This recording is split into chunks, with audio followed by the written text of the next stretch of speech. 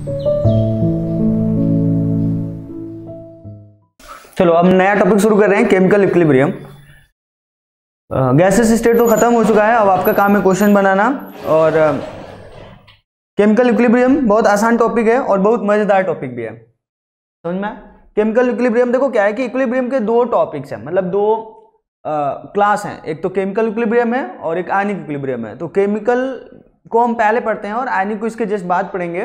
तो chemical equilibrium को सबसे पहले कवर करते हैं। तो हमें पहला क्वेश्चन उठता है कि इक्विलिब्रियम किसको बोला जाए। केमिकल तो चलो ठीक है, केमिकल तो समझ में आती है बात, इक्विलिब्रियम किसको बोला जाए, इक्विलिब्रियम का क्या मीनिंग होता है। देखो मैं उसको कुछ एग्जांपल से समझाता हूं।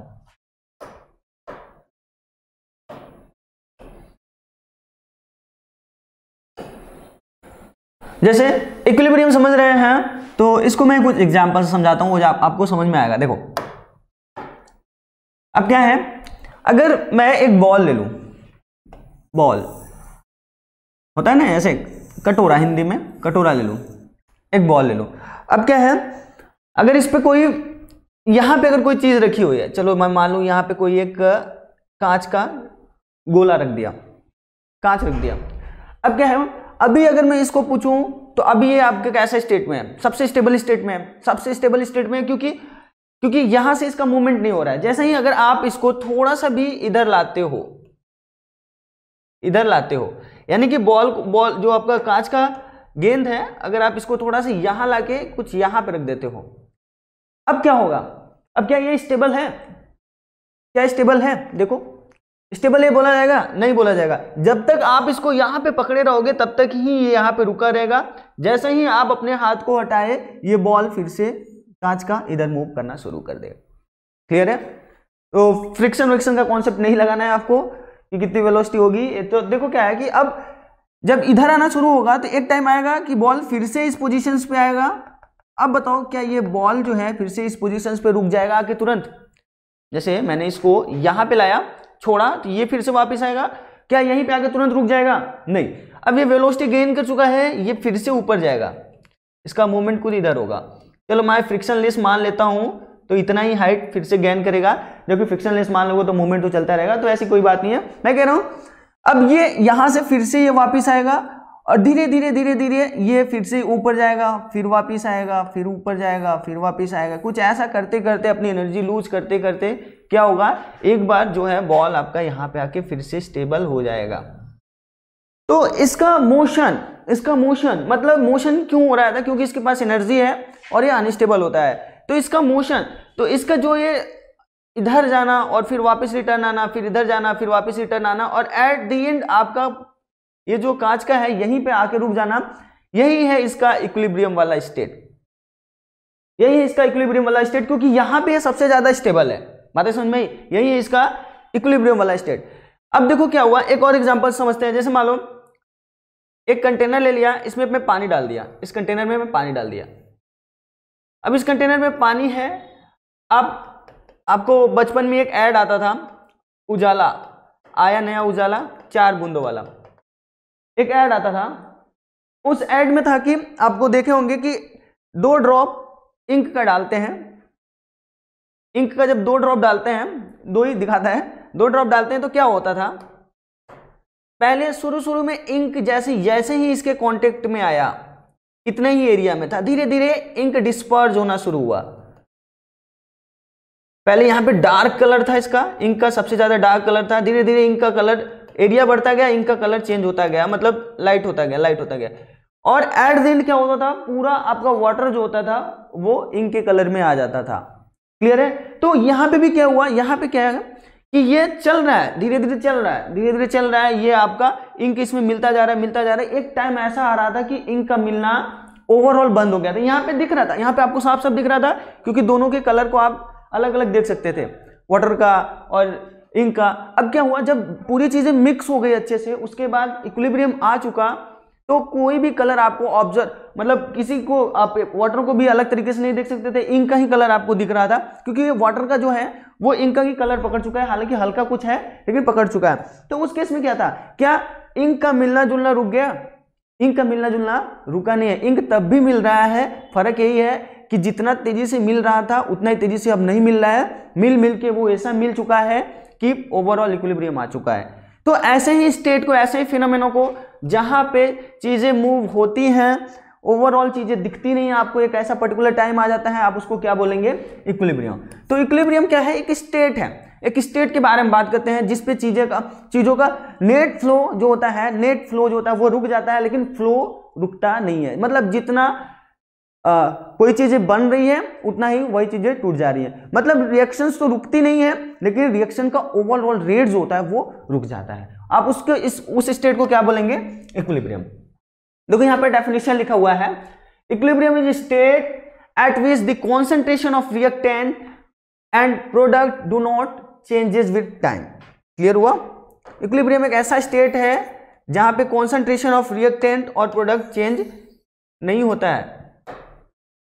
तो इक्विलिब्रियम क्या है? इक्विलिब्रियम एक ऐसा स्टेट है जहां पे चीजें तो चलती रहती हैं, मतलब रिएक्शंस होते रहते हैं, लेकिन नेट जो होता है, नेट रेट ऑफ रिएक्शंस क्या होता है? वो जीरो हो जाता है। समझ में बात है? जैसे अगर मैं बोलूं, एक और एग्जांपल से आपको समझाऊं, ये क्या है? अगर एक ब्लॉक है, मान लीजिए मैं इधर से भी 5 न्यूटन का फोर्स इस पे लगा रहा हूं और इधर से भी 5 न्यूटन का फोर्स इधर से लगा रहा हूं। अब बताओ, क्या इस पे कोई फोर्स नहीं लग रहा है? अब 5-5 न्यूटन का दोनों साइड से फोर्स लग रहा है, तो चीजें ये तो रुकी रहेंगी। अब ये चीज रुकी हुई है, तो क्या इसका मतलब ये है कि क्या इस पे कोई फोर्स नहीं लग रहा है? फोर्स इस पे लग रहा है, इस पे फोर्स लग रहा है, लेकिन नेट फोर्स इस पे नहीं लग रहा है। नेट फोर्स इस पे नहीं लग रहा है, इसलिए इन चीजों को बोला जाएगा कि ये इक्विलिब्रियम पे है। हाँ, तो हम इक्विलिब्रियम की बात करें तो इक्विलिब्रियम आपको समझ में आया? इक्विलिब्रियम एक ऐसा स्टेट है जहां पे रिएक्शंस तो होती रहेंगी। रिएक्शन एक स्टेट है, मोस्ट स्टेबल स्टेट है जहां पे रिएक्शंस होती रहेंगी, लेकिन नेट रेट ऑफ रिएक्शंस क्या होगा? वो जीरो होगा। जितना फॉरवर्ड रिएक्शन होगा उतना ही बैकवर्ड रिएक्शन होगा। अब फॉरवर्ड और बैकवर्ड हम क्या बोल दिए यहाँ पे? देखो, जैसे मान लो एक कोई रिएक्शन है जो कि ए जो है बी में कन्वर्ट हो रहा है। चलो मान लो ये गैस है, ये बी गैस है। अब क्या है, जब शुरू में, एकदम शुरू में आपके पास क्या था? कंटेनर में केवल ए था। एकदम शुरू में आपके पास कुछ रिएक्शंस करवा रहे हैं, केवल ए था। जैसे ही आपने ए डाला, उसमें ए का डिसोसिएशन होना शुरू हुआ, ए टूटना शुरू हुआ, यानी कि ए जो है प्रोडक्ट में कन्वर्ट होना शुरू हुआ। अब क्या है, जैसे ही प्रोडक्ट में कन्वर्ट होना शुरू हुआ, शुरू में तो अच्छे खासे रेट से वो प्रोडक्ट में चेंज हो रहा था। एक टाइम ऐसा आएगा कि चीजें सैचुरेट हो जाएंगी। मतलब जितने तेजी से ए टूटेगा उतने तेजी से बी भी टूट के वापिस ए बना देगा। जितने तेजी से ए टूट के बी बनाएगा उतनी तेजी से बी आपका टूट के वापिस ए बना देगा। तो ऐसे स्टेट जहां पे दोनों का rate of dissociations of A equal to rate of dissociations of B हो जाएगा, आप उसको क्या बोलेंगे? उसको इक्विलिब्रियम स्टेट बोलेंगे। तो इन्हीं चीज को हम डिस्कस कर रहे थे। देखो, मान लो कोई गैसियस रिएक्शन है, ए जो है डिसोसिएट होकर बी बना रहा है। तो अब मैं बार बार आपसे बोल रहा हूं कि इक्विलिब्रियम पे चीजें रुकी नहीं रहती हैं, चीजें चलती रहती हैं। कोई प्रोसेस है वो चलता रहता है, लेकिन नेट जो होता है, रेट जो होता है, नेट रेट ऑफ रिएक्शंस या फिर नेट रेट ऑफ प्रोसेस जो होता है वो जीरो हो जाता है। तो आपको कोई भी रिजल्ट ऑब्जर्व नहीं दिखता है, इसलिए आप ऐसे स्टेट को क्या बोलेंगे? Equilibrium state. अब शुरू में केवल ए था, तो ए टूटना शुरू हुआ। जैसे ही ये टूटा, कुछ बी बना। अब ऐसा है कि बी बन चुका है, तो बी फिर से टूटना शुरू हुआ ए बनाने के लिए, लेकिन ए का शुरू में डोमिनेंट रहेगा, क्योंकि ए का कॉन्सेंट्रेशन ज्यादा है। धीरे धीरे ए ज्यादा टूटेगा, बी उससे कम टूटेगा। एक टाइम ऐसा आएगा कि दोनों का टूटना जुड़ना बराबर हो जाएगा। आप वैसे स्टेट को क्या बोलेंगे? इक्विलिब्रियम। तो टूटना मतलब कॉन्सेंट्रेशन की बात करें ना, मतलब ऐसे नहीं कि हम फिजिक्स वगैरह पढ़ रहे हैं तो फोर्स वगैरह की बात करें, नहीं। हम कह रहे हैं कि टूटना मतलब अब केमिकल इक्विलिब्रियम पढ़ रहे हैं तो हम केमिस्ट्री में किसी भी चीज के कॉन्सेंट्रेशन की बात करेंगे ना, केमिकल्स की बात करेंगे। तो मान लो ए है, तो ए का जो कॉन्सेंट्रेशन है, rate of dissociation of A, rate of dissociation of concentration of A equal to rate of dissociation of concentration of B is same as equilibrium, यानी net rate of dissociation of A and net rate of dissociation of B will be zero. तो ऐसे case को आप क्या बोलेंगे? Equilibrium. तो equilibrium पे चीजें रुकी नहीं रहती हैं, चीजें चलती रहती हैं। बस यही होता है कि रेट जो होता है फॉरवर्ड और बैकवर्ड। तो फॉरवर्ड मतलब ए का बी में जाना, बैकवर्ड मतलब बी का ए में आना। तो यही रेट दोनों बराबर हो जाएंगे, आप इसको क्या बोलेंगे? Equilibrium state. अब देखो, जैसे अगर मैं कॉन्सेंट्रेशन वर्सेस टाइम का ग्राफ ड्रॉ करूं ए और बी के लिए, तो क्या है? शुरू में आपके पास केवल ए था, शुरू में केवल आपके पास ए था, लेकिन जैसे ही ए आपने उस कंटेनर में डाला, वो क्या होगा? ए टूटना शुरू हुआ, यानी कि जैसे ही ए टूटा बी बन चुका है, बी का भी डिसोसिएशन होना शुरू हुआ। क्लियर है? ए का डिसोसिएशन शुरू हुआ था शुरू में, तो मैं बोलूं कि चलिए ए का कॉन्सेंट्रेशन आपने सी ले लिया, चलिए मैं बोल रहा हूं ये कॉन्सेंट्रेशन है सी, ए का कॉन्सेंट्रेशन ले लिया आपने शुरू में सी। अब बताओ जैसे ही ए आपने रखा सी, ए घटना शुरू हो जाएगा क्योंकि ए का टूटना तो मस्ट है, पहले टूटेगा तभी तो बी बनेगा, तो ए का कॉन्सेंट्रेशन गिरने लगेगा। ए का कॉन्सेंट्रेशन मान लो कुछ ऐसे गिरा, कुछ ऐसे गिरा, ए का कॉन्सेंट्रेशन गिरा। अब क्या हुआ, जब ए का कॉन्सेंट्रेशन गिरा, ए का कॉन्सेंट्रेशन डाउन होता गया, यानी कि rate of forward reaction is much greater than B, because B तो था ही नहीं, अब ए ही था, तो ए का ही डिसोसिएशन हो रहा है। अब क्या होगा, जब बी बन चुका है, जैसे ही ए कुछ टूटा बी बन चुका है। बी शुरू में कितना था, जैसे मान लो शुरू में यहां पे मैं कंडीशन लिख देता हूं, एट टी इक्वल टू 0, जब टाइम 0 था तो मान लो ये स्मॉल ए था, ये कितना था 0। At T equal to T1, किसी पर्टिकुलर टाइम में ऑब्जर्व कर रहे हैं, तो मान लो इसमें से x टूट गया है, तो ये x बना होगा, x टूट गया है तो वो x बना होगा। अब देखो क्या है, इसी तरीके से मतलब a का टूटना b का बनना, a का टूटना b का बनना कंटिन्यूअसली चल रहा है। शुरू में ये बहुत ज्यादा टूट रहा था, b बन रहा था, अब b भी उसी वक्त जैसे ही वो टूट चुका है, b भी वापस से a बनाना शुरू कर दिया। तो शुरू में a नहीं था, शुरू में बस a था, तो चलो मान लो यहाँ पे ये वाला कॉन्सेंट्रेशन है। अब b नहीं था तो b 0 से शुरू होगा, b 0 से शुरू होगा क्योंकि b का कॉन्सेंट्रेशन नहीं है ना, b का कॉन्सेंट्रेशन नहीं है, लेकिन शुरू में a था इसलिए उसका ग्राफ गिरता गया, b शुरू में नहीं था इसलिए इसका ग्राफ बढ़ता गया, क्योंकि ये बन रहा है, टूट ये भी रहा है लेकिन ओवरऑल ये बन रहा होगा। अब क्या होगा, धीरे धीरे b का कॉन्सेंट्रेशन बढ़ेगा, b का कॉन्सेंट्रेशन बढ़ेगा। एक टाइम ऐसा आएगा कि इन दोनों का कॉन्सेंट्रेशन बराबर हो जाएगा, और उसके बाद एक टाइम ऐसा भी आ सकता है कि b जो होता है लीड कर जाए a को,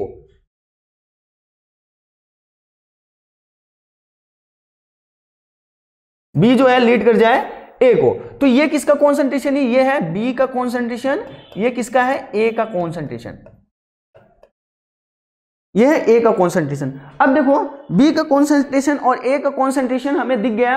अब क्या है, ये चीजें कांस्टेंट हो गई, क्योंकि मैं बोला था कि रिएक्शन का मतलब कॉन्सेंट्रेशन कांस्टेंट हो जाएगा जब इक्विलिब्रियम आएगा, लेकिन रिएक्शन होता रहेगा, मतलब जितना तेजी से a टूटेगा उतना तेजी से b वापस टूट के a बना देगा, यानी टूटना तो जारी है लेकिन नेट जो है नेट रेट ऑफ रिएक्शन जो है वो बराबर हो चुका है, यानी फिर नेट रेट ऑफ रिएक्शन जो है 0 हो चुका है। कॉन्सेंट्रेशन क्या हो चुका है, कांस्टेंट हो चुका है, हर एक एलिमेंट का कॉन्सेंट्रेशन कांस्टेंट हो चुका है। और ऐसे जब कॉन्सेंट्रेशन कांस्टेंट होता है तो उस स्टेट को क्या बोला जाता है, उस पर्टिकुलर स्टेट को क्या बोला जाता है, वही होता है आपका इक्विलिब्रियम। तो ये देखो ये जो स्टेट है, यहां से दोनों का कॉन्सेंट्रेशन कांस्टेंट हो गया है। आप इसी टाइम को क्या बोलोगे, यहीं से जो टाइम शुरू हुआ यही है इक्विलिब्रियम वाला टाइम, यही है, ये सब सारे स्टेट जो है ये इक्विलिब्रियम के स्टेट है,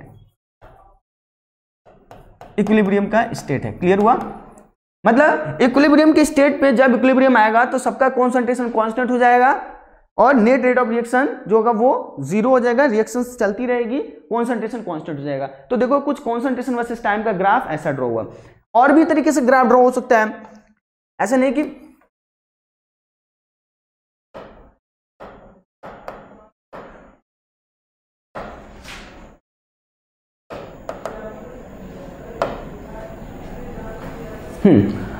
अब देखो कैरेक्टरिस्टिक्स ऑफ केमिकल इक्विलिब्रियम पढ़ते हैं। जैसे मैं बोल रहा था कि और भी तरीके का ग्राफ ड्रॉ हो सकता है, जैसे देखो मान लो कॉन्सेंट्रेशन वर्सेस टाइम का ग्राफ ड्रॉ कर रहे हैं, तो क्या है, हमें बस यही है कि हमें पता है इक्विलिब्रियम पे कॉन्सेंट्रेशन कांस्टेंट होनी है, ऐसा नहीं कि किसका ज्यादा होगा किसका कम, वो तो डिपेंड करता है रिएक्शन के इक्विलिब्रियम कांस्टेंट पे, जिसको हम अभी पढ़ेंगे आज की क्लास में। देखो मान लो कोई चीज ऐसी है, हमें बस देखना है कि जब इक्विलिब्रियम आएगा तो कॉन्सेंट्रेशन कांस्टेंट हो जाएगा, नेट रेट ऑफ रिएक्शन क्या हो जाएगा, वो 0 हो जाएगा।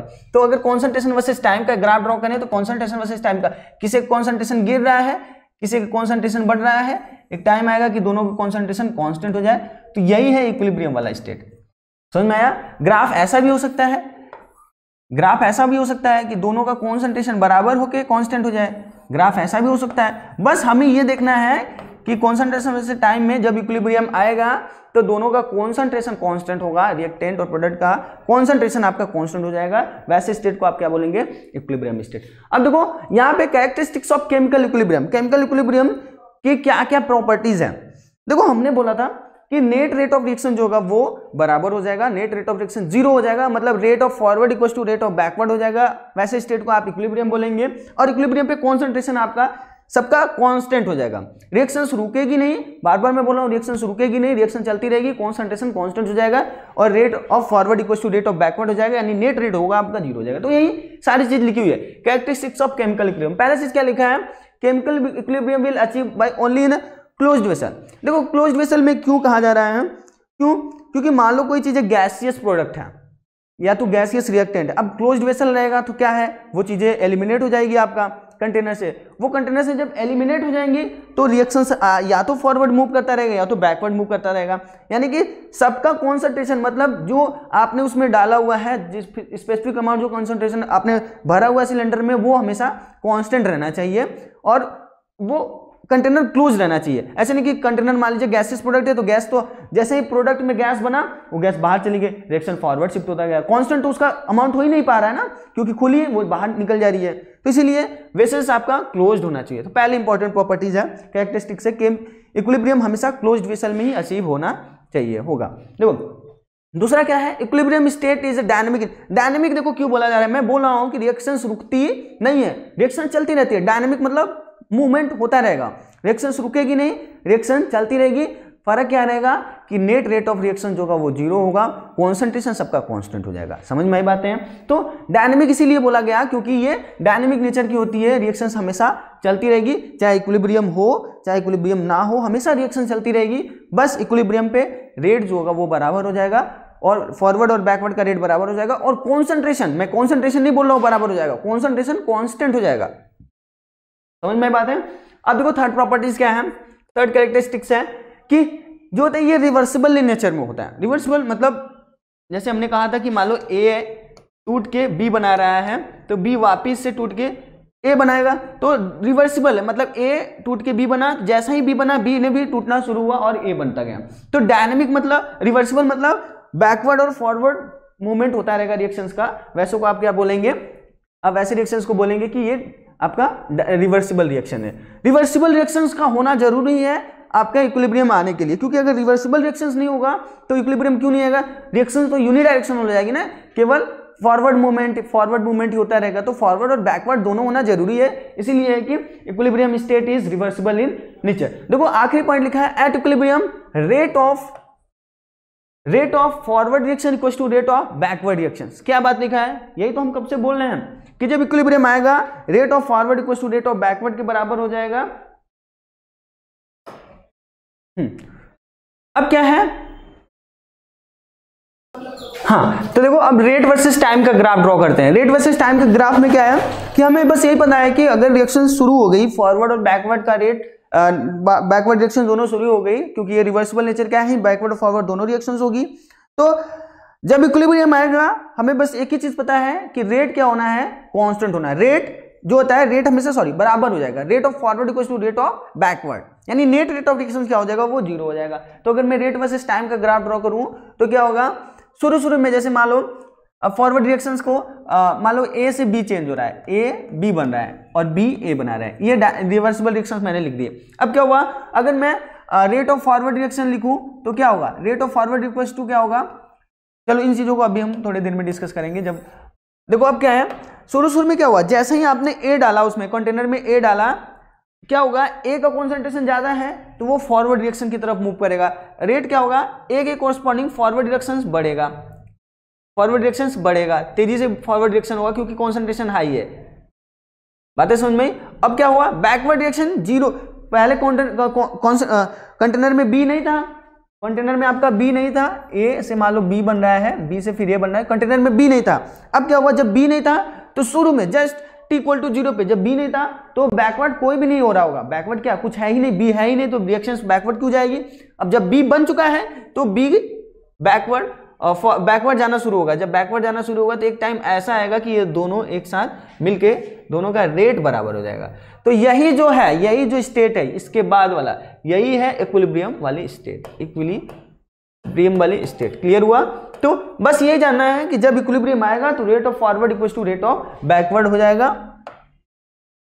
अब देखो, अब रेट ऑफ रिएक्शंस की बात करते हैं। जैसे मैंने कहा था कि जैसे ही जितना ज्यादा ए रहेगा उतना ही ज्यादा बी बनेगा, ऑब्वियसली जितना ज्यादा ए रहेगा उतना ही ज्यादा बी बनेगा, और जितना ही ज्यादा बी बनेगा उतना ही ज्यादा ए भी वापस आएगा, क्योंकि रिवर्सिबल रिएक्शन है। क्लियर है? तो हम यहां पे कह सकते हैं कि रेट जो होता है वो directly proportional to concentration of A. Rate is directly proportional to concentration of A. जितना ज्यादा ए रहेगा उतना ही ज्यादा बी बनेगा, जितना ही ज्यादा बी रहेगा उतना ही ज्यादा ए बनेगा। तो रेट ऑफ, ये किसका रेट लिखा हुआ है? ये फॉरवर्ड रिएक्शंस का रेट लिखा हुआ है। R F is directly proportional to concentration of A. अगर मैं बैकवर्ड रिएक्शंस की बात करूं तो क्या होगा? बैकवर्ड रिएक्शन किसके कॉन्सेंट्रेशन पे जाएगा? बी के कॉन्सेंट्रेशन पे जाएगा। तो यहाँ पे अगर मैं आर बी लिखूं बैकवर्ड रिएक्शन के लिए तो वो क्या हो जाएगा? Directly proportional to concentration of B. समझ में बात है? तो ये आर एफ क्या है? कॉन्सेंट्रेशन ऑफ ए के rate of forward reaction concentration of A पे डायरेक्टली प्रोपोर्शनल है। Rate of backward reaction concentration of B के डायरेक्टली प्रोपोर्शनल है। जितना ज्यादा ए होगा उतना ही ज्यादा फॉरवर्ड रिएक्शन जाएगी, जितना ज्यादा बी बनेगा उतना ही ज्यादा बैकवर्ड रिएक्शंस भी जाएगी। अब देखो, जैसे अगर मैं दूसरा रिएक्शंस लिख लेता हूं, दूसरा रिएक्शन जैसे मान लो ए मोल ऑफ ए रिएक्ट करके बी मोल ऑफ बी बना रहा है और इनके बीच में इक्विलिब्रियम है। तो मैं कहा था ये क्या है? जैसे ए को मैं हटा के पहले आपको एक न्यूमेरिक वैल्यू लेके समझाता हूं। देखो मान लो ये 2 है, 2 मोल ऑफ ए इसका 3 मोल ऑफ बी बना रहा है। बात समझिए, 2 मोल ऑफ ए लेके 3 मोल ऑफ बी इसका बन रहा है। ये स्टोइकियोमेट्रिक कोएफिशिएंट है किसी ए और बी के साथ। देखो अगर मैं बोलूं इस रिएक्शन को क्या मैं ऐसे लिख सकता हूं? A plus A B plus B plus B लिख सकता हूं? हाँ लिख सकता हूं, क्योंकि 3 बी उधर है 2 ए इधर है, तो ठीक है लिख दिया मैंने। जब मैं इसको लिखा तो मैं अगर इसका रेट ऑफ फॉरवर्ड रिएक्शंस लिखूंगा तो क्या होगा? वो क्या होगा? Rate of forward reaction is directly proportional to concentration of A plus concentration of A. मतलब दोनों के कॉन्सेंट्रेशन पे, दोनों 2 बार ए है तो हम यहाँ पे लिख सकते हैं concentration of A, concentration of A. तो यहां से हम ये लिख सकते हैं कि rate of forward is directly proportional to concentration of A to the power 2, क्योंकि जितना ज्यादा ए होगा उतना ही ज्यादा बी बनेगा, जितना ज्यादा ए वाला ए होगा उतना ही ज्यादा बी बनेगा। एक समझने के लिए एग्जांपल देखो, अब अगर बी की बात करूं, रेट ऑफ बैकवर्ड रिएक्शन वो क्या होगा? Directly proportional to concentration of B, concentration of B, concentration of B. ये सारे बी 3 बार क्यों लिखा गया? क्योंकि एक बी इसके कोरिस्पॉन्डिंग है, एक बी इसके कोरिस्पॉन्डिंग है और एक बी इसके कोरिस्पॉन्डिंग है। तो यहां से हम रेट ऑफ बैकवर्ड क्या लिख सकते हैं? वो directly proportional to concentration of B to the power 3। समझ में बात है?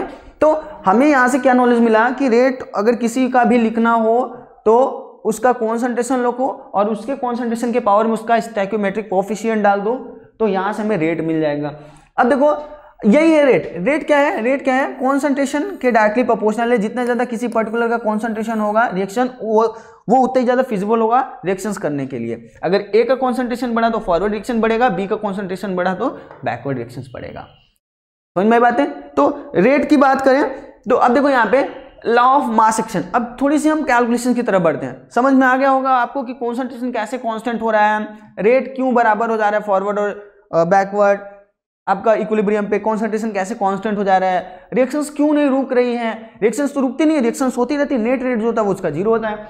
अब देखो लॉ ऑफ मास एक्शन, एक साइंटिस्ट थे जिनका नाम था गुलबर्ग, उनका एक दोस्त थे वेज। इन्होंने क्या हुआ, इन्होंने एक लॉ प्रपोज किया। इन्होंने बस वही चीज बोला, उन्होंने जो चीज अभी हम आपको बताया, आपको भी आइडिया लग गया होगा कि जितना ज्यादा कोई पर्टिकुलर सब्सटेंस रहेगा वो उतना ही ज्यादा फिजिबल होगा रिएक्शंस के लिए, क्योंकि वो रिएक्शंस में इन्वॉल्व है ना। अब देखो क्या है, मान लो मैंने रिएक्शंस लिख लिए ऐसे अननोन ए और बी मिलके सी और डी बना दे रहा है, तो यही चीज इन्होंने बोला था। इन्होंने कहा था कि जितना ज्यादा ए इस रिएक्शन को कॉरस्पॉन्डिंग, उन्होंने कहा जितना ज्यादा ए रहेगा उतना ही ज्यादा फॉरवर्ड रिएक्शन जाएगी, जितना ज्यादा बी रहेगा उतना ही ज्यादा फॉरवर्ड रिएक्शन जाएगी, जितना ज्यादा सी बनेगा उतना ही ज्यादा बैकवर्ड रिएक्शन आएगी, जितना ज्यादा डी बनेगा उतना ही ज्यादा बैकवर्ड रिएक्शन आएगी। तो इन्होंने कहा था कि रेट ऑफ फॉरवर्ड रिएक्शन अगर लिख रहे हो तो rate of forward reaction is directly proportional to concentration of A and concentration of B. Clear? तो अगर मैं रेट ऑफ फॉरवर्ड लिखूं तो हम इसको लिख सकते हैं, प्रोपोर्शनलिटी को हटा के एक इक्वल साइन लगाए तो क्या होगा, एक प्रोपोर्शनलिटी कांस्टेंट आएगा के फॉरवर्ड बोल देता हूं, के फॉरवर्ड। तो ये क्या होगा, इनटू ए इंटू बी, ये हो गया rate of forward reaction. Rate of forward reaction क्या होगा, के F into A into B, क्योंकि हम प्रोपोर्शनलिटी हटाए तो एक कांस्टेंट लाए। सिमिलरली अगर हम रेट ऑफ बैकवर्ड रिएक्शन लिखूं, आरबी लिखूं तो हमने कहा था, जो कि गुल्वर बेस भी बाद में बताया, सबसे पहले गुल्वर बेस नहीं बताया, फिर हमने बताया। देखो आरबी क्या होगा, वो directly proportional to concentration of C concentration of D. बोलो, जितना ज्यादा सी बनेगा, जितना ज्यादा डी बनेगा, उतना ही ज्यादा रिएक्शंस बैकवर्ड शिफ्ट होगी। तो यहां से मैं आरबी लिख सकता हूं, आरबी लिख सकता हूं के बी इंटू सी इंटू डी। बोलो बोलो, समझ में आया? तो यहां से आरबी मिला। अब क्या है, जब इक्विलिब्रियम आ गया होगा, जब इक्विलिब्रियम आ गया होगा तो दोनों का रेट बराबर हो गया होगा, क्योंकि हम तो यही तो सीखे कब से कि rate of forward equal to rate of backward at equilibrium. अब चलो इक्विलिब्रियम मान लेते हैं कि आ गया है, तो हम इसको बराबर कर देते हैं। अब इक्विलिब्रियम आ गया है, rate of forward equal to rate of backward कर दें तो क्या होगा, यहाँ पे लिख सकते हो at equilibrium rate of forward equal to rate of backward, it means K F into A into B equal to K B into A into B, sorry B into sorry C into D. तो देखो यहां पे ये के F और के B दोनों क्या है, कांस्टेंट है। वो तो रेट कांस्टेंट है ना, रेट कांस्टेंट है, के एफ और के बी रेट कांस्टेंट है। अगर इनको मैं दोनों कांस्टेंट को एक साइड ला दूं, दोनों कांस्टेंट को एक साइड ला दूं तो क्या मिलेगा, K F by K B equal to क्या मिलेगा, concentration of C concentration of D to whole divide by concentration of A into concentration of B. देखो ध्यान से, concentration of A into concentration of B. अब ये दोनों constant, के F और के बी दोनों कांस्टेंट है। हम ये कह सकते हैं कि एक नया कांस्टेंट है, नया कांस्टेंट है। इस नए कांस्टेंट को मैं के बोल देता हूं। यही जो के होता है इसी को बोला जाता है इक्विलिब्रियम कांस्टेंट। क्या होता है ये, इक्विलिब्रियम कांस्टेंट। तो के क्या मिला आपका, के होता है के एफ बाई के बी, या फिर बोल सकते हो concentration of product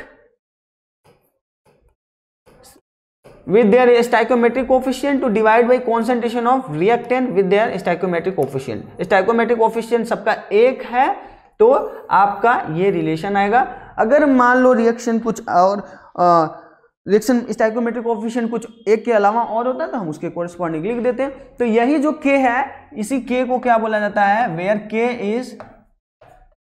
के is equilibrium constant, equilibrium constant. Clear हुआ, वेयर के इज इक्विलिब्रियम कांस्टेंट। तो इसी इंपॉर्टेंट कॉन्सेप्ट्स का हमें यूज करना पड़ेगा कुछ फॉर्मूले कुछ क्वेश्चंस बनाने में। देखो दूसरा क्या है, अगर स्टोइकोमेट्रिक कोएफिशिएंट एक के अलावा कुछ और है, जैसे यहाँ पे देखो मान लीजिए उसी रिएक्शंस को मैंने इस फॉर्म में लिया है, ए और बी के फॉर्म में।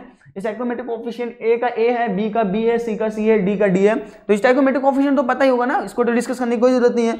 मतलब सिंपलेस्ट इंटीग्रल मल्टीपल ऑफ क्या बोल सकते हो, रिएक्शंस में जो सिंपलेस्ट मल्टीप्लिकेशन ऑफ रिएक्टेंट और प्रोडक्ट का जो कोएफिशिएंट होगा आप उसको क्या बोलोगे, स्टोइकोमेट्रिक कोएफिशिएंट। अब देखो क्या है, स्टोइकोमेट्रिक कोएफिशिएंट यहाँ पे लिखा है, अगर एक नहीं है तो कैसे लिखोगे। अगर मैं रेट ऑफ फॉरवर्ड लिखूं तो रेट ऑफ फॉरवर्ड क्या होगा, directly proportional to concentration of A to the power A concentration of B to the power B. समझ में आई बात है फर्स्ट। अगर सेकंड में लिखूं रेट ऑफ बैकवर्ड रिएक्शन तो वो क्या होगा, directly proportional to concentration of C to the power C concentration of D to the power D. Reaction number 2, equation number 2। अब देखो आरएफ को हटा, प्रोपोर्शनलिटी को हटा के इनका प्रोपोर्शनलिटी कांस्टेंट ला देंगे, दोनों को डिवाइड कर देंगे, उनका रेशियो मिल जाएगा। तो वहां से हम ये कह सकते हैं कि आपका जो इक्विलिब्रियम कांस्टेंट के आएगा वो क्या आएगा, वो आएगा K F by K B, that is C to the power C D to the power D to whole divide by A to the power A B to the power B, B to the power B. यही है equilibrium constant जिसको हम समझे अगर आपका stoichiometric coefficient एक नहीं हुआ तो। समझ में आया। सी और डी डब्बे में क्यों लिखा रहा है, क्योंकि ये कॉन्सेंट्रेशन है, कॉन्सेंट्रेशन है। कॉन्सेंट्रेशन मतलब ये मोलैरिटी वाला कॉन्सेंट्रेशन है। कॉन्सेंट्रेशन तो बहुत कुछ होता है, कॉन्सेंट्रेशन बहुत सारे फॉर्म में होता है, weight by weight, weight by volume, जो हम सीख चुके हैं। देखो अब आगे बढ़ते हैं। अब है इक्विलिब्रियम कांस्टेंट केपी और केसी। देखो केपी क्या होता है, केपी मतलब equilibrium constant in terms of pressure. Kc मतलब equilibrium constant in terms of their concentration. तो अगर कॉन्सेंट्रेशन के टर्म में आप इक्विलिब्रियम कांस्टेंट लिख रहे हो तो उस इक्विलिब्रियम कांस्टेंट को Kc बोला जाएगा। अगर प्रेशर के टर्म्स में लिख रहे हो तो उसको क्या बोला जाएगा, Kp बोला जाएगा। अब देखो मान लीजिए कोई रिएक्शन है, गैसियस रिएक्टेंट और प्रोडक्ट बन रहे हैं, तो जैसे अब मान लीजिए शुरू में X और Y थे तो केवल इन्हीं का प्रेशर था। जब ये दोनों मिलके Z बनाना शुरू हुए तो ये दोनों घटने लगे, Z के मोल्स बढ़ने लगे, Z का मोल्स बढ़ेगा तो Z का भी प्रेशर आएगा। तो मतलब इनका प्रेशर के कोरस्पॉन्डिंग भी एक इक्विलिब्रियम कांस्टेंट आएगा। अगर दोनों का कॉन्सेंट्रेशन बराबर हो चुका है तो दोनों का आपका फिक्स अमाउंट ऑफ रिएक्टेंट और प्रोडक्ट बन चुके हैं। इसका मतलब अगर गैसियस है तो उनका फिक्स अमाउंट ऑफ प्रेशर होगा। तो उनका फिक्स अमाउंट ऑफ प्रेशर जो होता है, पर्टिकुलर प्रेशर जो होता है उसको क्या बोलते हैं, पार्शियल प्रेशर पढ़ते हैं। पार्शियल प्रेशर क्या होता है, पार्शियल प्रेशर मतलब हर एक इंडिविजुअल का जो प्रेशर होगा उसको पार्शियल प्रेशर बोलते हैं। अब देखो क्या है, अब X और Y मिलके Z बना रहे हैं। चलो हम पहले कॉन्सेंट्रेशन के टर्म में सीख रहे हैं ना, तो हम पहले कॉन्सेंट्रेशन के टर्म में अगर मैं इसको के इक्विलिब्रियम लिखूं इसका कॉन्सेंट्रेशन के टर्म में तो क्या लिखेंगे आप, इसको लिखेंगे ना Kc, क्या लिखेंगे Kc होगा, हमने कहा था concentration of product that is Z to divide by concentration of X into concentration of Y। ऐसे ही तो Kc लिखना सीखे थे हम लोग, ऐसे ही Kc लिखना सीखे थे। अब देखो यही है Kc मतलब जब अगर कॉन्सेंट्रेशन को आप Kc जब आप सबके कॉन्सेंट्रेशन के इक्विलिब्रियम को कॉन्सेंट्रेशन के टर्म में लिखोगे तो आप उसको Kc बोलोगे। अब कैसे लिखते हैं, सबसे पहले ऊपर में प्रोडक्ट लिखते हैं डिवाइड बाय नीचे में रिएक्टेंट, तो ये Kc हो गया। अगर equilibrium constant in terms of partial pressure लिखें, देखो पार्शियल प्रेशर का मतलब क्या है, हर एक इंडिविजुअल का प्रेशर शुरू में केवल X और Y थे तो उन्हीं का प्रेशर था, बाद में Z बन गया तो इसका भी प्रेशर आएगा क्योंकि ये भी बन चुका है। अब दोनों का कॉन्सेंट्रेशन कांस्टेंट हो चुका है, यानी दोनों के मोल्स कांस्टेंट हो चुके हैं इक्विलिब्रियम पे। जब दोनों का मोल्स कांस्टेंट हो चुका है किसी पर्टिकुलर कंटेनर में तो इसका मतलब है कि दोनों सबका अपना अलग अलग प्रेशर आएगा जो कि पार्शियल प्रेशर के नाम से जाना जाता है। अगर सबका अपना अलग अलग प्रेशर आएगा तो उसके कॉरस्पॉन्डिंग भी तो एक इक्विलिब्रियम आएगा, उसी को Kp बोलते हैं। चलो उसको समझते हैं, उसको कैसे लिखेंगे। देखो हम जानते हैं कि शुरू में जब X था Y था Z नहीं था, जैसे ही ये दोनों जुड़े Z बना।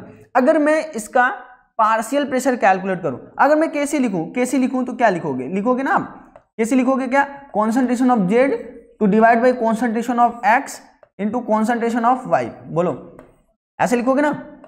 अब ध्यान से देखो Kc हमने लिख दिया, और अगर मैं बोलूं अगर इसका आपको Kp लिखना हो, सिंपल सी बात है, मान लो इक्विलिब्रियम तक इसका Z कौन सा स्मॉल z कॉन्सेंट्रेशन बन गया था, इक्विलिब्रियम तक इसका X कॉन्सेंट्रेशन था, Y कॉन्सेंट्रेशन था, इसका मान लो X कॉन्सेंट्रेशन था। मान लीजिए इक्विलिब्रियम जब इक्विलिब्रियम आया था तब इनका कॉन्सेंट्रेशन इतना था।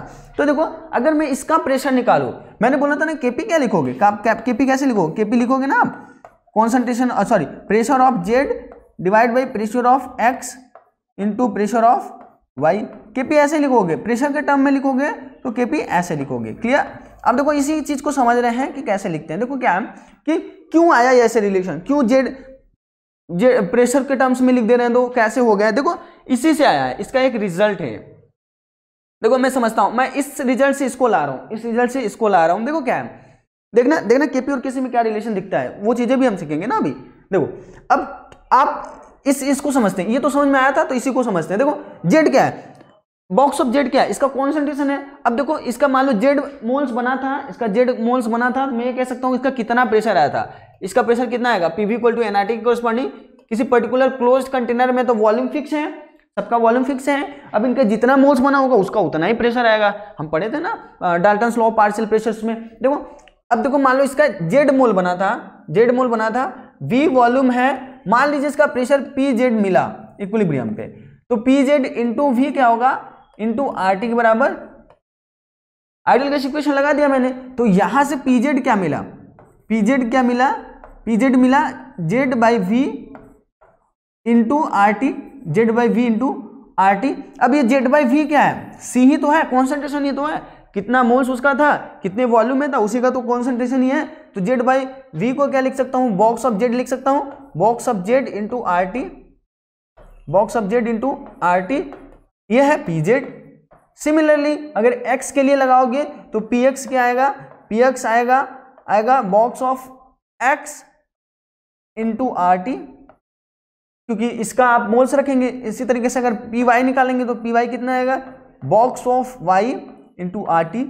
बोलो अगर एक्स वाई जेड को सबकी वैल्यूज को निकाल के यहाँ पे पुट करोगे तो केसी कितना आएगा, देखो इन सारे को सबके यहाँ से जेड निकलेगा, जेड क्या आएगा P Z by R T, X क्या आएगा P X by R T, Y क्या आएगा P Y by R T. अगर इन तीनों को एलिमिनेट करके वहां पे पुट करते हो तो केसी की वैल्यू क्या आएगी इन टर्म्स ऑफ प्रेशर क्या आएगी, वो आएगा P Z by R T, P Z by R T. Clear? Two whole divide by P X कितना आएगा, पी एक्स कितना सॉरी एक्स कितना आएगा, आएगा P X by R T, और y कितना आएगा, कॉन्सेंट्रेशन ऑफ y कितना आएगा, वो आएगा P Y by R T, P Y by R T. आया समझ में? अब देखो एक आर टी से एक आर टी कैंसिल हो गया तो केसी क्या आया, केसी आया P Z into R T to whole divide by P X into P Y.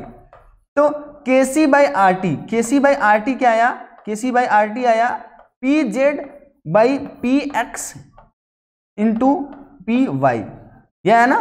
अब देखो KC by R T, KC by R T क्या है, के भी कांस्टेंट है, केसी भी कांस्टेंट है, आर भी कांस्टेंट है, टेम्परेचर टेम्परेचर भी कांस्टेंट होगा।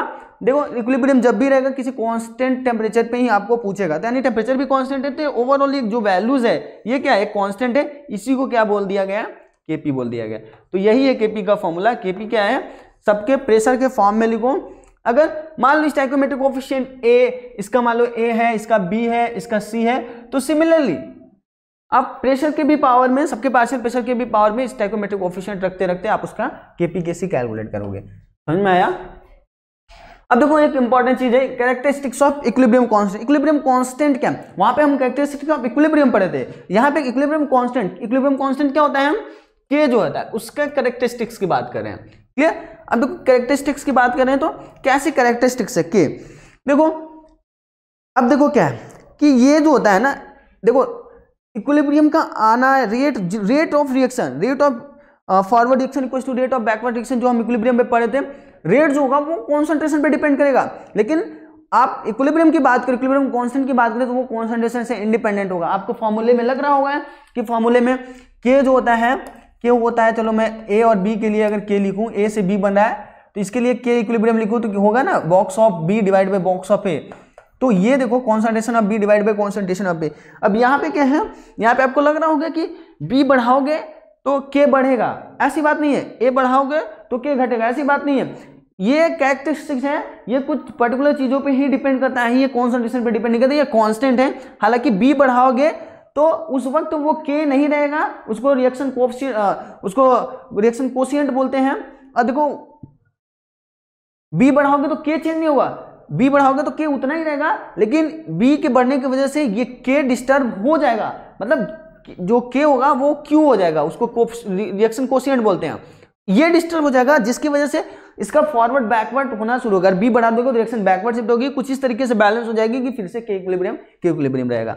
तो हमें यहां से क्या बस जानना है कि कॉन्सेंट्रेशन पे के की वैल्यू डिपेंड नहीं करती है, कॉन्सेंट्रेशन बढ़ाओगे के में चेंज नहीं आना है। हाँ, रेट ऑफ रिएक्शन चेंज हो सकता है, rate of forward, rate of backward वो तो चेंज हो जाएगा, लेकिन के इक्विलिब्रियम चेंज नहीं होगा। तो वही चीज यहाँ पे लिखा है, के is independent of concentration of reactant and product. किसी को भी बढ़ाओ, रिएक्टेंट को बढ़ाओ, प्रोडक्ट बढ़ाओ, उनसे इंडिपेंडेंट रहेगा K equilibrium. No effect of concentration on K, यहाँ पे के पे कोई भी इफेक्ट नहीं आएगा कॉन्सेंट्रेशन का। दूसरा पॉइंट लिखा है, equilibrium constant has one unique value for a particular balance direction. मतलब कोई बैलेंस डायरेक्शन है तो उसके लिए एक पर्टिकुलर वैल्यूज होती है, वो कॉन्सेंट्रेशन से इंडिपेंडेंट होती है। क्लियर हुआ? Equilibrium constant has one unique values. जैसे मालूम ए से बी बन रहा है स्मॉल ए से, तो इसके लिए अगर आप के सी लिख रहे हो, के लिख रहे हो, तो concentration of B divide by concentration of A ना। अगर मान लीजिए इसमें 2 से मल्टीप्लाई कर दे रहा हूं, 2 से मल्टीप्लाई, तो इसका के जो होगा वो चेंज हो जाएगा, के चेंज हो जाएगा, क्योंकि अब आप बी स्क्वायर करने वाले हो, ए स्क्वायर करने वाले हो। तो वही बोल रहे हैं कि किसी बैलेंस रिएक्शन का एक पर्टिकुलर के होता है, अगर वो चेंज होता है तो केवल और केवल कॉन्सेंट्रेशन से नहीं चेंज होता है, चेंज होता है टेम्परेचर से चेंज होता है। हम इसके फैक्टर भी सीखेंगे कि किस पे डिपेंड कर रहा है। चलो आगे आते हैं। तीसरा पॉइंट लिखा है यहाँ पे, equilibrium constant for a reverse reaction is equivalent to inverse of equilibrium constant of forward reaction. देखो क्या सिंपल सी बात क्या बोल दिया है कि कोई भी इक्विलिब्रियम कांस्टेंट किसी भी रिवर्स रिएक्शंस का लिख रहे हो तो वो क्या होगा, इनवर्स अगर रिएक्शंस को उल्टा कर देते हो तो इक्विलिब्रियम कांस्टेंट जो होता है वो इनवर्स हो जाता है। जैसे देखो क्या है, समझते हैं एग्जांपल से। जैसे मान लो H2 है और I2 है, ये दोनों रिएक्ट करके HI बना रहे हैं, HI बना रहे हैं। अगर इसको बैलेंस कर दे तो यहाँ पे 2 लगाना पड़ेगा, ये बैलेंस केमिकल रिएक्शन हुआ। अगर आपको यहाँ पे इक्विलिब्रियम कांस्टेंट लिखना है तो इसका इक्विलिब्रियम कांस्टेंट क्या लिखेंगे, K equal to HI to the power 2 whole divide by H2 into I2। बोलो अब ये तो लिख सकते हैं आप, सिंपल सा। तो प्रोडक्ट उसके पावर में stoichiometric coefficient divide by reactant उसके पावर में उसका स्टोइकियोमेट्रिक कोएफिशिएंट, तो लिख दिया मैंने। तो ये चीज क्या बोल रहा है, ये बोल रहा है कि अगर मान लो तुम रिएक्शंस को रिवर्स करते हो, मतलब आप इसको ऐसे लिख देते हो 2HI अब डिसोसिएट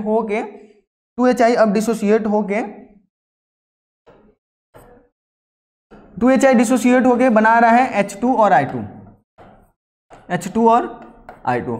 तो क्या है, अगर इसका K इक्विलिब्रियम लिखोगे, चलो मैं इसको बोलता हूँ K1 बोलता हूँ, इसको K2 बोलता हूँ। इसका K2 क्या होगा, H2 into I2 to whole divide by 2HI to the power 2। अब देखो ध्यान से देखना क्या है, ये देखो अगर इसको मैं उल्टा कर दूं, अगर मैं 1/K2 लिख दूं, 1/K2 कैलकुलेट करूं तो 1/K2 क्या होगा, वो होगा HI to the power 2 two whole divide by H2 into I2। समझ में आया? अब देखो ध्यान से देखो, इसको मैं इक्वेशन 1 बोलता हूँ, इसको इक्वेशन 2 बोलता हूँ। तो इक्वेशन 1 और इक्वेशन 2 में क्या रिलेशन है, इक्वेशन 1 और इक्वेशन 2 में क्या रिलेशन है, इक्वेशन 1 और इक्वेशन 2 दोनों बराबर है, राइट साइड बराबर है तो लेफ्ट साइड बराबर हो जाए। तो यहाँ से K1 क्या आया, 1/K2। तो यही बात ये बोला है कि अगर रिएक्शंस को उल्टा करते हो तो इक्विलिब्रियम कांस्टेंट जो होगा नए वाले रिएक्शंस का, वो पहले वाले इक्विलिब्रियम कांस्टेंट का इनवर्स हो जाएगा। समझ बात है? देखो ये चीजें हैं, equilibrium constant for a reverse reaction is equivalent to the inverse of equilibrium constant of the forward reactions. मतलब जो भी पहले वाली रिएक्शंस लिखी गई थी उसका उल्टा कर दोगे आप, उसको नया इक्विलिब्रियम कांस्टेंट मिल जाएगा रिएक्शन को उल्टा करने से।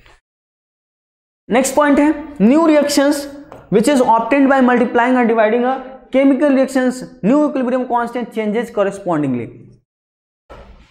हाँ, यह बोल रहा था कि अगर कोई रिएक्शन है, जैसे मान लो A से B बन रहा है, B से C बन रहा है,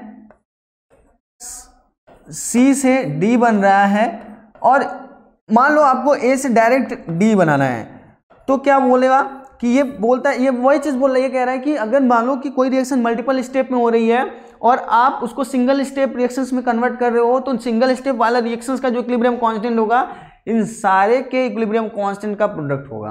वही बोला new reaction which is obtained by multiplying or dividing a chemical reaction, new equilibrium constant changes correspondingly. जैसे यहाँ देख लो एग्जांपल से, देखो यहाँ पे क्या है, सिंपल है, उसी रिएक्शंस को मल्टीपल स्टेप में लिख दिया है कि A से C और D बन रहा है, फिर C डिसोसिएट होकर E बना रहा है, इसके लिए Kp1 दिया है, इसके लिए Kp2 दिया है। सिमिलरली D जो है E के साथ रिएक्शन करके B बना रहे हैं, और जो है इन तीनों रिएक्शंस को अगर ध्यान से देखें तो बोल रहा है कि A से अगर आपको डायरेक्ट B बनाना है तो रिएक्शन कैसे, इक्विलिब्रियम कांस्टेंट इस रिएक्शंस का कितना होगा, इस रिएक्शन का के इक्विलिब्रियम कितना होगा। क्या करना पड़ेगा आपको, अगर इन तीनों को जोड़ देते हो तो नया वाला रिएक्शन मिल जाएगा। देखो अगर जोड़ोगे तो ये कैंसिल हो जाएगा, ये इससे कैंसिल हो जाएगा, ये इससे कैंसिल हो जाएगा, तो केवल A से B बन जा रहा है। तो वही है, अगर आप इनको ऐड करते हो तो नया इक्विलिब्रियम कांस्टेंट जो होगा वो प्रोडक्ट में मल्टीप्लाई हो जाएगा। तो नया इक्विलिब्रियम कांस्टेंट आप कर सकते हो, जैसे अगर Kp1 कैलकुलेट करोगे तो क्या लिखोगे आप, C divide by C into D to whole divide by क्या हो जाएगा A। अगर Kp2 लिख रहे हो तो क्या हो जाएगा, E divide by C। Kp3 लिख रहे हो वो उसको लिखोगे B divide by D into E। अगर इसको लिखोगे, इसको K लिखोगे तो K क्या होगा, B concentration of B divide by concentration of A at equilibrium. देखो अब क्या, अगर इन तीनों को मल्टीप्लाई कर देते हो तो क्या यही मिल रहा है। देखो मल्टीप्लाई करोगे तो क्या आएगा, D कैंसिल हो जाएगा, D इससे ये कैंसिल हो जाएगा, E इससे कैंसिल हो जाएगा, C जो है इससे कैंसिल हो जाएगा, बचेगा क्या, B बाई यही बचेगा, जो कि इन तीनों के प्रोडक्ट से नया इक्विलिब्रियम कांस्टेंट मिला है, वो वैल्यूज आ गई। समझ में आई बातें? अब देखो कैसा कौन कौन सा फैक्टर है जिस पे इक्विलिब्रियम कांस्टेंट डिपेंड करता है। हमने तो बोला कि कॉन्सेंट्रेशन पे डिपेंड नहीं करता है, तो ऐसे कौन से फैक्टर है जिन पे इक्विलिब्रियम कांस्टेंट डिपेंड करता है। पहला सबसे इंपॉर्टेंट फैक्टर है कि जिस पहले इसमें लिखा है डू नॉट इन्फ्लुएंस, कौन से ऐसे फैक्टर है जिन पे इक्विलिब्रियम कांस्टेंट इफेक्ट नहीं करता है। तो पहला फैक्टर है कॉन्सेंट्रेशन ऑफ रिएक्टेंट प्रोडक्ट, इन पे इक्विलिब्रियम कांस्टेंट का के की वैल्यूज डिपेंड नहीं करेगी। क्यों नहीं करेगी? क्योंकि इक्विलिब्रियम कांस्टेंट इसलिए नहीं डिपेंड करेगी क्योंकि अगर आप कॉन्सेंट्रेशन चेंज करते हो तो वो रेशियो डिसबैलेंस होगा, के की वैल्यू डिसबैलेंस नहीं होगी, वो चेंज होना चाहेगा, जितनी वैल्यूज थी उनका रेशियो उतना ही आना चाहेगा, तभी इक्विलिब्रियम आएगा। तो देखो यही है, कॉन्सेंट्रेशन पे डिपेंड नहीं करेगा, चाहे रिएक्टेंट और प्रोडक्ट चाहे जितना भी ले लो, इक्विलिब्रियम कांस्टेंट उतना ही रहेगा।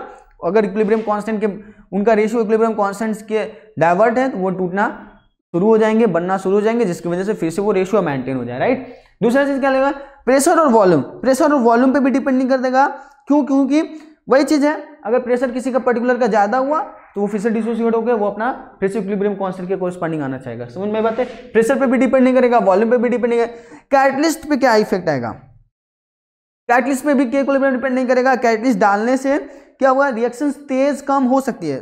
पॉजिटिव कैटलिस्ट, नेगेटिव कैटलिस्ट होते हैं। चलो मैं कैटलिस्ट को ये समझ रहा हूँ कि केवल इक्विलिब्रियम कोई डिस्टर्ब कर रहे हैं तो ये बढ़ा रहे हैं इस पर, तो के इक्विलिब्रियम डिस्टर्ब नहीं होगा, के की वैल्यू डिस्टर्ब नहीं होगी।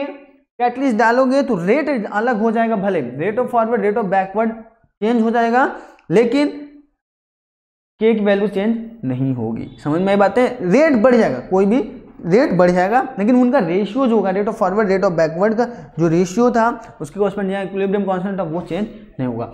डी है आखिरी है, इनर्ट गैस को अगर कांस्टेंट प्रेशर और वॉल्यूम पे डालते हो तो इक्विलिब्रियम कांस्टेंट। इन सब सारी चीजों को हम ली चैटरियल्स प्रिंसिपल पढ़ेंगे तो एक्सप्लेन अच्छे से करेंगे। अब कौन कौन सा फैक्टर ऐसा है जिस पे इक्विलिब्रियम कांस्टेंट डिपेंड करता है? पहला फैक्टर है मोड, यहां पे लिख लो मोड, लिख लो आप, mode of reaction, mode of reaction, mode of representation of reaction. जैसे सिंपल सी है, मोड मतलब ये कह रहा है कि रिएक्शन किस तरीके से लिखी है, रिएक्शन किस तरीके से लिखी है उसके कोरस्पॉन्डिंग हम चलेंगे। जैसे अगर रिएक्शन ये लिखी है, ये ए से बी बन रहा है, इसका इक्विलिब्रियम कांस्टेंट के है, K1 है, तो अगर मान लो 2 से मल्टीप्लाई कर देते हो, 2 से मल्टीप्लाई कर देते हो तो इसका इक्विलिब्रियम कांस्टेंट K1 नहीं रहेगा, इसका क्या हो जाएगा K1 टू द पावर में 2। नया इक्विलिब्रियम कांस्टेंट क्या हो जाएगा K1 टू द पावर में 2। यही है मोड ऑफ रिएक्शंस, कहने का मतलब यही है कि आप रिएक्शन को किस तरीके से लिख रहे हो। अगर A से B बन रहा है तो इसका इक्विलिब्रियम कांस्टेंट K1 है, तो B से अगर मान लो B से A के कॉरस्पॉन्डिंग चल रहे हो, इसका इक्विलिब्रियम कांस्टेंट 1/K1 हो जाएगा। समझ में आ रही है? तो ये मोड ऑफ रिएक्शंस पे इक्विलिब्रियम कांस्टेंट किस पे डिपेंड करता है? मोड ऑफ रिएक्शंस पे। दूसरा क्या लिखा है? स्टोइकोमेट्रिक कोएफिशिएंट पे। हाँ ये तो समझ गए, कितनी बार एक्सप्लेन किया जाए। स्टोइकोमेट्रिक कोएफिशिएंट अगर चेंज होता है तो वो इक्विलिब्रियम कांस्टेंट चेंज हो जाएगा। जैसे मान लो अगर किसी स्टोइकोमेट्रिक कोएफिशिएंट 2 से मल्टीप्लाई करके नया स्टोइकोमेट्रिक कोएफिशिएंट ला रहे हो तो इक्विलिब्रियम कांस्टेंट जो होगा उसका स्क्वायर हो जाएगा नया इक्विलिब्रियम कांस्टेंट। अगर डिवाइड कर रहे हो तो आप क्या हो जाएगा, उसके डिवाइड में चला जाएगा, मतलब उसके पावर में, जैसे मान लो 1/2 से मल्टीप्लाई कर रहे हो या 2 से डिवाइड कर रहे हो तो उसके पावर में 1/2 चला जाएगा, ऐसे चेंज होगी। अब टेम्परेचर पे कैसे डिपेंड करेगा इसको भी हम समझेंगे। एक फॉर्मूला होता है, इसको हम पढ़ेंगे। तो देखो मोड ऑफ रिप्रेजेंटेशन ऑफ, कैसे मोड ऑफ रिप्रेजेंटेशन तो समझ में आ गया, मोड ऑफ रिप्रेजेंटेशन तो समझ में आ गया। अब देखो दूसरा क्या है, stoichiometry of reaction. Stoichiometry of reactions में क्या है, स्टोइकोमेट्री ये भी आपको समझ में आ गया था, टेम्परेचर वाला फैक्टर था। देखो एक फॉर्मूला होता है, इसको वन ऑफ इक्वेशंस बोलते हैं। जैसे मान लो टेम्परेचर बढ़ रहा है, टेम्परेचर घट रहा है, तो इक्विलिब्रियम कैसे चेंज होगा, बढ़ भी सकता है घट भी सकता है, और डिपेंड करता है रिएक्शंस का नेचर कैसा, रिएक्शंस एक्सोथर्मिक है एंडोथर्मिक है, इसी चीज को समझते हैं। तो पहला केस ले लेते हैं कि रिएक्शंस आपका एक्सोथर्मिक है। एक्सोथर्मिक, देखो एक्सोथर्मिक है, इसका मतलब होता है कि हीट जो है वो रिलीज हो रही है, हीट रिलीज हो रही है। क्लियर? एक्सोथर्मिक मतलब किसी भी रिएक्शन को एक्सोथर्मिक कब बोला जाएगा, जब वो रिएक्शन हीट रिलीज कर रहा है। अब हीट रिलीज हो रही है, इसका मतलब डेल्टा एच जो है वो निगेटिव है। डेल्टा एच क्या है? निगेटिव है। थर्मो का थोड़ा पार्ट है, बस इतना समझ लीजिए आप।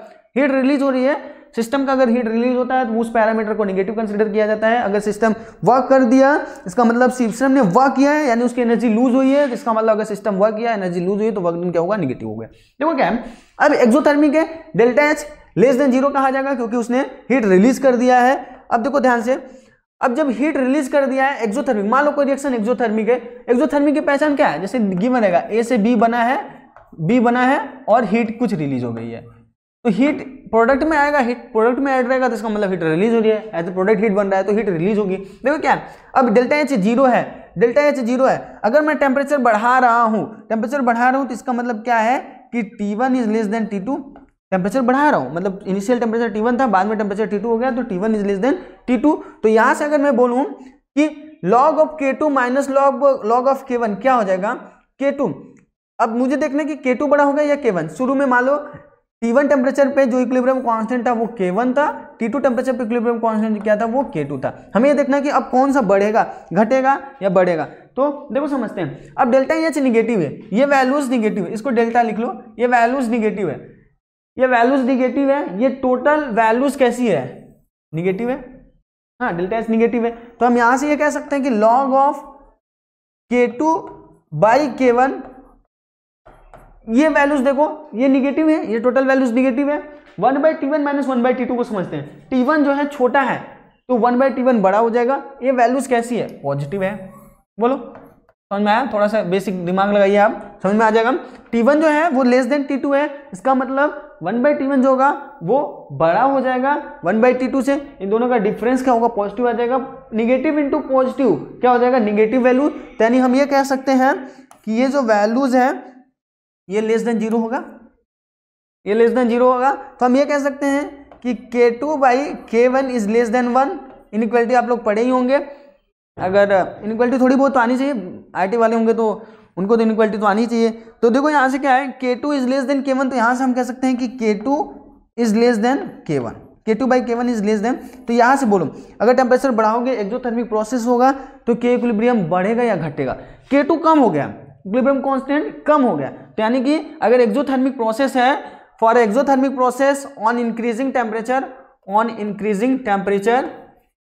K क्या होगा, इक्विलिब्रियम कांस्टेंट डिक्रीज कर रहा है। देखो K2 कम हो गया है K1 से, समझ में आया।